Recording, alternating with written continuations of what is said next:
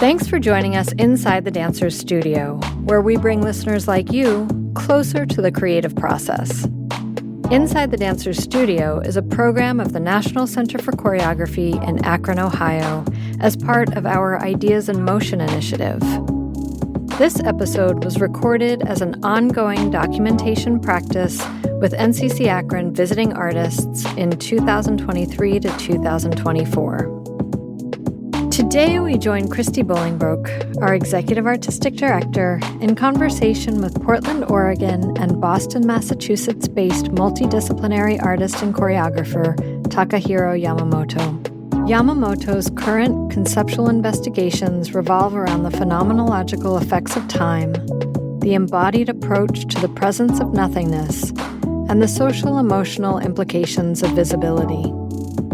His performance and visual artworks have been presented at Portland Art Museum, Diverseworks, and GoDown Arts Centre Nairobi, among others.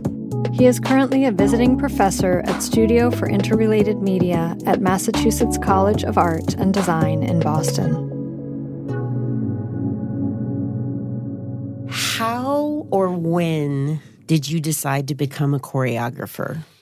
I was trained in physical theater and classical theater in my 20s. And I hit a wall quite often because of how I sound and what I look like. So towards the end of my 20s, I started to make my own work. And because my accent was such an issue in theater, that I started moving and using my body to do stuff. I didn't know that. Yeah. And also, I was collaborating with this beautiful theater artist and performer, Ben Evans, around that time. And he was interested in non-narrative driven performance work. And that includes dance. So he was exposing me to different things. And when I was 29, 30, my dear friend Jimmy James, who is a choreographer based in Los Angeles, she invited me to her piece, a very highly technical dance piece. So I said yes, but I did a lot of rehearsal, a lot of individual rehearsal because I couldn't get all the dance moves. So I gave her a hard time with it, but that's the beginning of my dance career. When would you say that you made your first piece? My first piece was called Postal Experience. It includes 12 to 13 smaller sculpture pieces with video and solo dance performance with a musician. And it was an improvisational performance. That was my first piece. I did it at this empty retail space that the developer was opening up for artists. Still in Los Angeles or in Portland? It was in downtown Los Angeles. Coming to dance as a physical theater practitioner, and it sounds like even with your first work, Postal Experience, that it's always been multidisciplinary, multimedia. How would you describe your relationship to music and sound? And where does it start to factor into your process? Is it something you begin with? Is it something that comes later? Can you take us through some of that? Music, to me, is a very scary thing, so I don't touch it usually. It's scary because it has so much impact, and it colors your mood. It tells me how I feel. And I learned this through theater training, how music is being used. And it's such a potent element in live performance. So I, as a choreographer and maker, I feel powerless over it. So after the Postal Experience, I think most of my work didn't have any music involved. I just wanted to have the movement and dance to have its own power by itself and see what it does. And I questioned it in 2015. Why I'm afraid of it? So I decided to work with the music. So I happened to be in New York around that time. So I went to, what's that play? The library in Lincoln Center. Oh, the Jerome Robbins Dance Division at the New York Public Library? Yes, thank you for knowing all the... Amazing. That's what I'm here for. That's amazing. So I was there and I got myself there maybe 2 or 3 times a week. So I was looking at Balanchine, Anna Teresa, De Keersmaker, sure. Mark Morris, and other people, and see what is the relationship with dance and music. So I was looking at that. And after I came back from New York, and I was in Portland at that time, I applied for this residency, local residency, to work with a choir who my friend was running. And I asked them what they're working on, and they used that music to make a piece. Wow. Yeah. And it was like a 20 people choir, I think. So I want to pull on that thread for a second. Yeah. Because it's so powerful to hear you say that music is scary. Yes. That how potent it is. And I've never heard it articulated that way, at least on this show. And it really dropped for me, because sometimes I might see a performance and it's a solo on stage and something doesn't quite mesh, right? And it might be because the music is this huge, bombastic, multi-piece orchestra or otherwise. Yeah. And hearing you talk about the potency of music reminded me, oh, that's right. It's not just an inspiration. It is a creative choice. To either omit it, how to layer on top of it, or respond.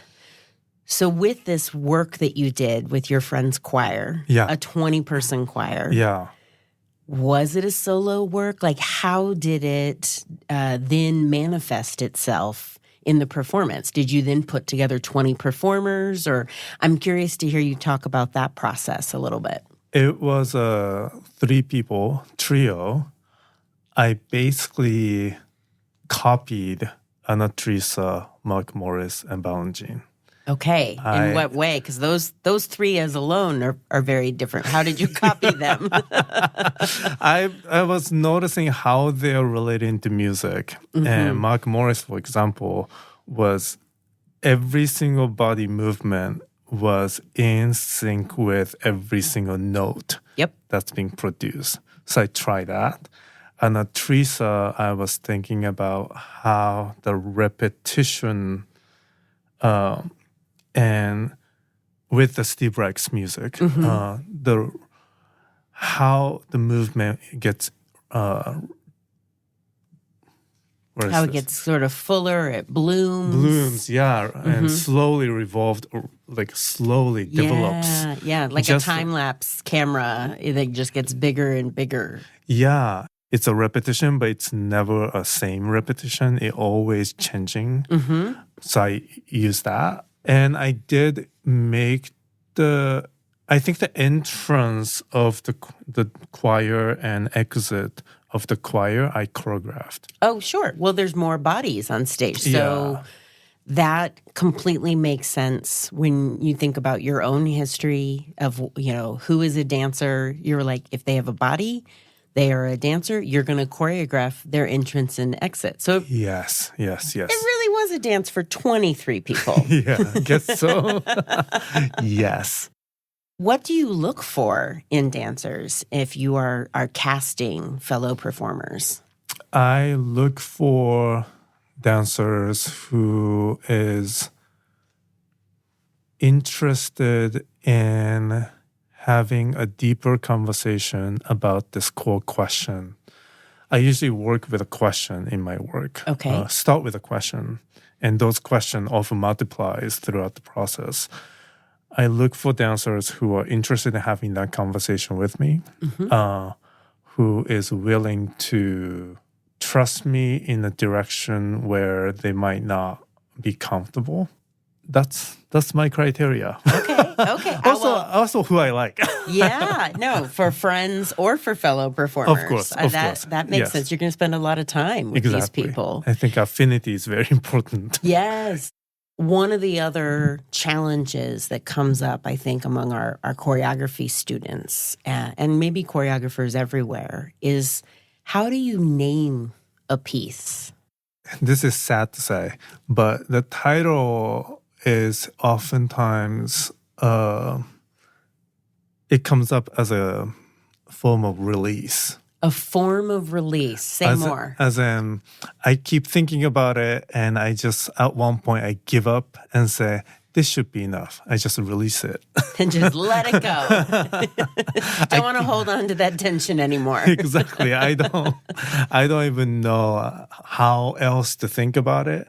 So whatever that I came up so far, I will just let it happen. And sometimes the work doesn't have much to do with the title that came up.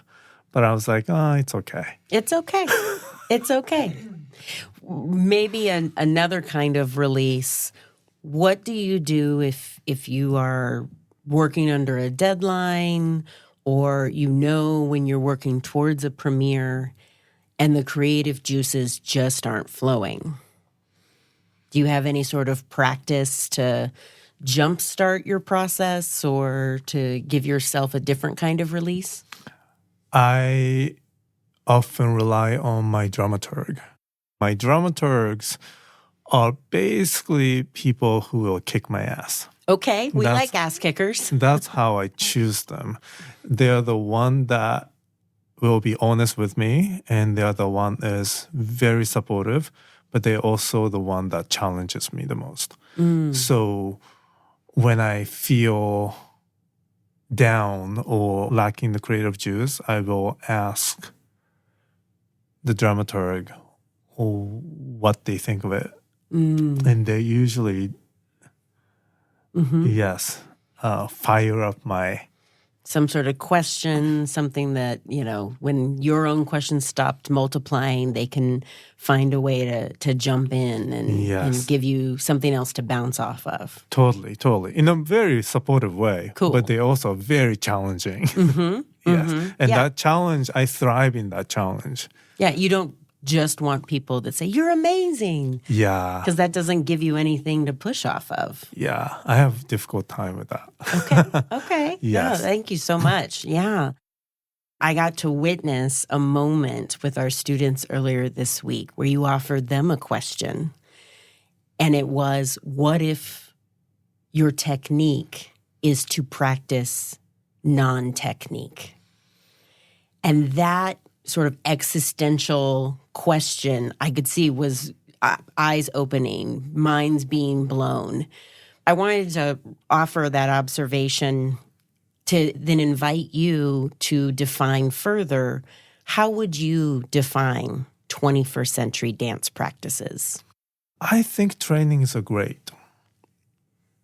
And I think techniques are also great. I think the codified techniques or codified style of dance. I don't want to disregard them, but I don't want to be dominated by them. So that's where I was talking about the non-technique as a technique, because sometimes I question this word technique altogether. But if the dance students have this language of technique and style, that I think the first question, you remember this, first question I asked them was, what kind of style of dance do you enjoy the most? That was the beginning of the class. And then they all have different style, like a ballet, or they call it heels, which I never heard that term before. It's a commercial music video dancing, Beyonce. Exactly. I want the types to empower us rather than limit us. Yes. So that's why if the word technique resonates with them, then non-technique can be one of the techniques that they have. So they have a way to let go of one way of moving or being. So much of you sharing that technique is not a limit, I feel also mirrors how you talked about your own choreographic practice, where you start with a question and it leads to more questions. Right.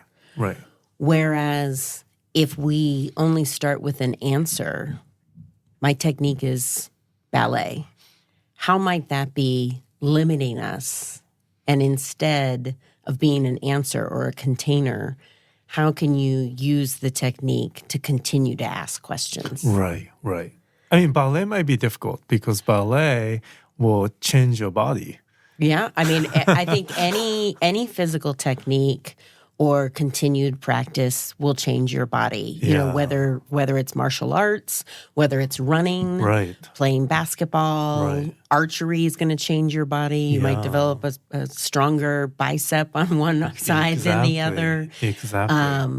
And so that's interesting to also hear about, like, how do you key into that? If what I'm hearing, affirms what you're saying, the idea of being a 21st century dance practitioner is being able to access many different types of forms instead of specializing in just one thing. Right. Wow. And that's how I want my own identity to be. So that I don't have to, or the labels that come to me, I can say, sure. Yes, today and? You can, yes. But I don't want to be codified just in that. Well, and especially thinking about the multimedia aspects of it. You're not just a mover. Right. I think now with technology, a lot of people are able to make music with their phones or, working off of that. It makes it more accessible. Right. If people also practice those things too. Right. For sure. But at the same time, it's also okay to just hone into one thing if that's what you want. But know that there are other possibilities out there. But I want that agency to choose that I just want to do ballet. And this is my choice. Then all power to you. But, I love that. If that's the only thing. But we're making sure it's a choice. Right. And not a foregone conclusion. Right. Yeah. I have one more question. Yes. So what would be your advice to anyone who is embarking on their own journey in this creative career and lifestyle? And you can come up with your own piece of advice, or feel free to pass on advice that you've received in making this life. Ask yourself, when did you get pissed off the most? And ask yourself, when were you really angry at somebody else's comment about your work? If you have to recall it, then don't worry about it. But if it just comes up right away, then it's still in you. And think about why that's bothering you. And either you let it go or ask more questions about why. That's beautiful. And somehow simultaneously defensive and offensive at the same time. Exactly. I love that, Taka. Oh my God, that's so horrible. No, but it invites you to do something with it. Do something with the haters or what someone says to understand why it affected you so much. Right. Or give it the perspective God, someone said something, but I can't recall it. So it actually didn't affect me that much at all, and move on. Yeah. I mean, what makes you happy is also a great question, and what gives you joy and pleasure. And that's a question that I have to ask myself quite often. But those questions are the one that's sustaining me. But what pisses you off is usually that ignites me into something else. Yeah. Yeah, so I would ask both questions. Inside the Dancers Studio Conversation Series is supported by NCCAkron, the University of Akron, the University of Akron Foundation, the Mary Schiller Myers Lecture Series in the Arts, and Audioteca, a global audio manufacturer with U.S. headquarters in Northeast Ohio. Our podcast program is produced by Jennifer Edwards. James Sleeman is our editor. Transcription by Arushi Singh. Theme music by Flaco Torres. Cover art by Micah Krause. Special thanks to Laura Alicott, Sarah Durham, and Will Blake. To learn more about NCCAkron, please visit us online at nccakron.org and follow us on Instagram or Facebook at NCCAkron. We hope you enjoyed this episode, and we encourage you to subscribe on your favorite podcast streaming platform by searching for Inside the Dancers Studio. Thanks for listening, and stay curious.